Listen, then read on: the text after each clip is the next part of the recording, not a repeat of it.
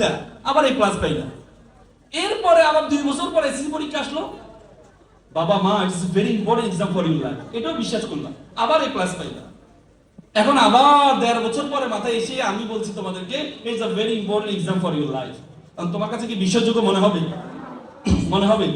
আবার এটা পাস করার পর এরপরে বলবো যে ভর্তি পরীক্ষা 3 মাসের পর it's a very very important exam for your life. University ভর্তি হওয়ার কোনো পড়াশোনাই লাগবে না, বলে না? তো সুতরাং তোমাদের কাছে আর এখন এই শব্দগুলো বিশ্বাসযোগ্য মনে হয়?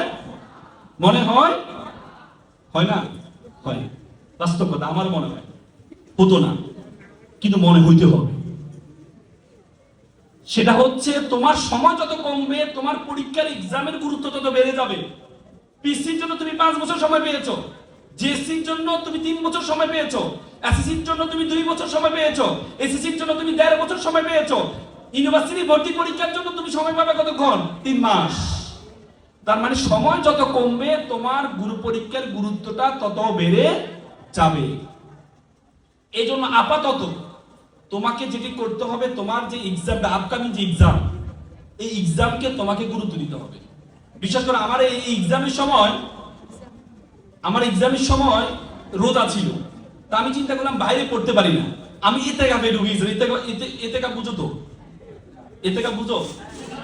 মানে ওই যে 10 দিন যে মসজিদ থাকে, আমি শুধু পড়াশোনার জন্য, আল্লাহ পড়াশোনা তো একটা ইবাদত, আল্লাহ কবুল করে নিবে, আমি পড়াশোনার জন্য ইতিকাফে ঢুকিয়েছি, শুধুমাত্র কি মসজিদে পড়বো আর ইবাদত করবো। আমরা সেটা 15-16 বছর আগে কথা বললাম তোমাদেরকে। তো সেই সময় পরীক্ষাটা গুরুত্বটা, সময়টা ইজ ভেরি ইম্পর্টেন্ট। আমরা সময়কে গুরুত্ব সবচেয়ে কম দিই। বলা হয় তাকে প্রতিদিন তুমি 86,400 মিনিট সময় পাও, প্রতিদিন সেকেন্ড সময় পাও তুমি, অথচ এই সেকেন্ডের গুরুত্ব আমরা দিই না। আল্লাহ তাআলা যখনই কোনো কিছু গুরুত্ব আরোপ করেছেন, তখন আল্লাহ তাআলা কসম দিয়েছেন। আল্লাহ বলছে ওয়াল আস, সময়ের কসম, সময়ের কসম। উসাইন বোল্ট মাত্র 9.10 মিলি সেকেন্ডে 100 মিটার দৌড় দিয়ে পুরো পৃথিবী নন্দিত হয়েছে। 10 সেকেন্ডের কম। কত সেকেন্ডের কম? 10 সেকেন্ডের কম। আজকে জ্যামাইকা রাষ্ট্রের নাম আমরা জানি না, একমাত্র উসাইন বোল্টের নামের মাধ্যমে আমরা ওই দেশটাকে চিনেছি। একটা ব্যক্তি, একটা দেশ, কিন্তু সময়ের গুরুত্ব দিয়েছে। উসাইন বোল্ট তার আত্মজীবনী দেখো তোমরা। উসাইন বোল্ট বলেছে, আমি এই 10 সেকেন্ড সময়ের জন্য লক্ষ লক্ষ সময় আমি ব্যয় করেছি, লক্ষ লক্ষ সময় আমি ব্যয় করেছি সময়ের জন্য। আমার গার্লফ্রেন্ড ছিল, প্রথম যখন প্রতিযোগিতা অংশগ্রহণ করবো, আমি গার্লফ্রেন্ড সময়।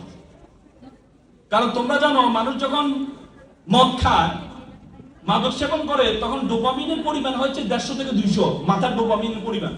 এই জন্য মাকে বউ বলে, বউকে মা বলে। আর কেউ যদি বিজ্ঞান বলে, কেউ যদি প্রেমে পড়ে, তার মাথার ডোপামিন হয় 300। তার মানে এই যে মাথার মধ্যে ঘূর্ণিঝড়, এই ঘূর্ণিঝড় নিয়ে তুমি চিন্তা করো, তুমি আবার এই ক্লাস পাইবে। এই ঘূর্ণিঝড় কারো মাথার মধ্যে আছে? হ্যাঁ নাকি না? আমি বুঝি নাই, হ্যাঁ নাকি না? আমাদের বোনটা তো একবারে হ্যাঁ না কোনো পক্ষে নেই।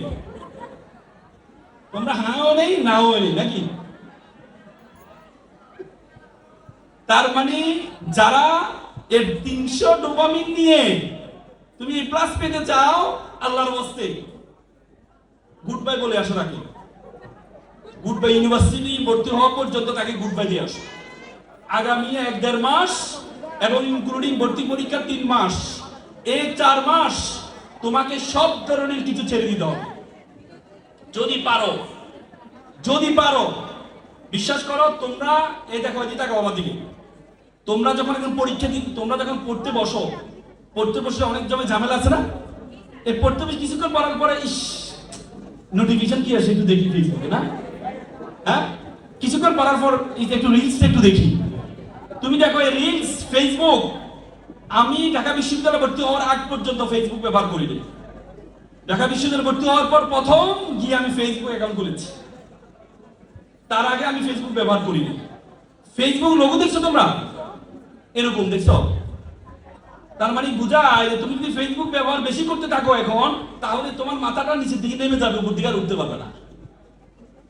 স্ক্রল, এই যে আঙ্গুল দিয়ে এভাবে করা, এটা যদি তুমি লক্ষ্যবার করো তোমার এই আঙ্গুলে ব্যথা হবে না।